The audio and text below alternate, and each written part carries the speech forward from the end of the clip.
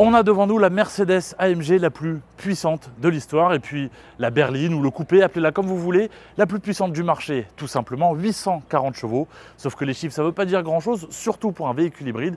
Sauf que cette version de l'AMG GT 4 portes est un véritable annonce pour le futur de Mercedes qui s'annonce électrifié, mais plutôt excitant. Si la gamme Mercedes regorge de plusieurs solutions hybrides rechargeables, toutes n'ont pas la même vocation. Certes, échapper au malus reste le but premier, mais dans le cas de cette AMG GT 63 SE Performance, cette voiture aime décidément les noms compliqués, l'électrification sert avant tout à la performance justement. 1400 Nm de couple, 2 secondes 9 pour atteindre les 100 km/h et 316 km/h en vitesse de pointe. Pour la partie thermique, il n'y a pas grand chose qui change, on est toujours sur le gros V8 4 litres biturbo qui développe toujours 640 chevaux. Toute la partie électrique est à l'arrière. Sur cette version GT 63 SE Performance, on a donc une batterie qui se trouve sur l'essieu arrière et deux moteurs électriques qui portent la puissance totale donc à 840 chevaux. Ça, c'est uniquement en boost et puis surtout, ça dépend des modes de conduite qui sont enclenchés. On est ici justement sur le circuit Monte Blanco à Séville pour en faire un petit tour. C'est parti.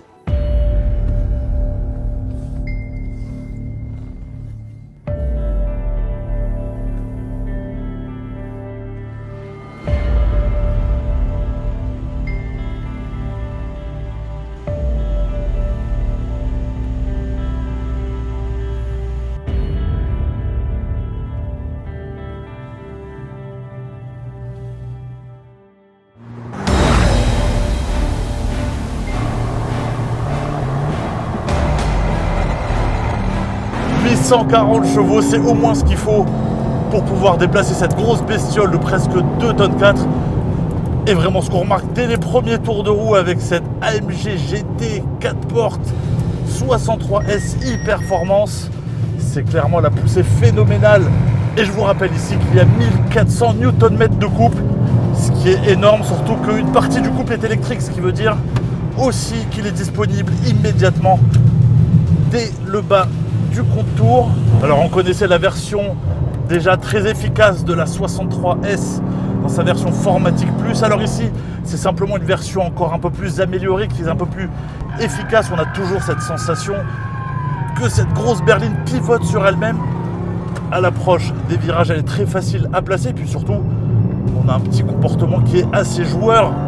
Et c'est assez étonnant pour un véhicule de ce gabarit et de cette masse. Mais c'est réellement l'accélération de cette berline de 840 chevaux, je le rappelle, qui est vraiment phénoménale. C'est quelque chose qu'on ne connaît pas encore sur d'autres modèles. Et puis il faut des freins pour l'arrêter cette voiture. Alors heureusement, les freins carbone céramique sont de série. Alors il faut bien les monter en température avant de pouvoir profiter pleinement de leur potentiel. Mais en tout cas, le mordant, il est là. On ne perd pas trop en puissance de freinage non plus. Ça, c'est un très bon point. Malgré ses performances de supercar, cette version E-Performance est avant tout une super GT. Les journées en circuit ne lui font pas peur, mais y passera-t-elle beaucoup de temps? Sur la route, le niveau de confort est surprenant pour un engin aussi rapide. L'intérieur est somptueux et la technologie embarquée dernier cri demande un petit temps d'adaptation. Les roulages en tout électrique sont fréquents, l'alterno-démarreur assure un fonctionnement quasi imperceptible du stop and start et le freinage régénératif permet une conduite à une pédale plutôt douce à gérer.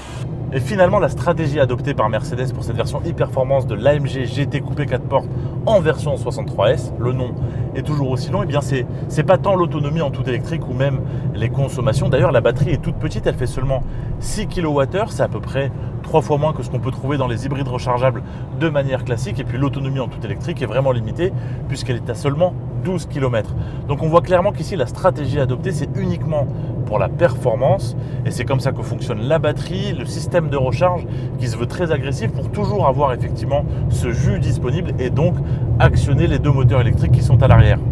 Voilà donc une hybride rechargeable qui ne fait pas de langue de bois. Les préoccupations écologiques, ce n'est pas pour maintenant. Non, il faut avant tout rassurer les amateurs, un futur électrifié se conjugue aussi avec plaisir automobile. À condition d'y mettre le prix évidemment, plus de 210 000 € hors option. Alors oui, forcément tout cela a un prix, mais pour la Mercedes AMG la plus puissante de l'histoire, avec une hybridation aussi poussée et aussi réussie, le tout dans un niveau de confort et de technologie aussi élevé, finalement c'est presque justifié.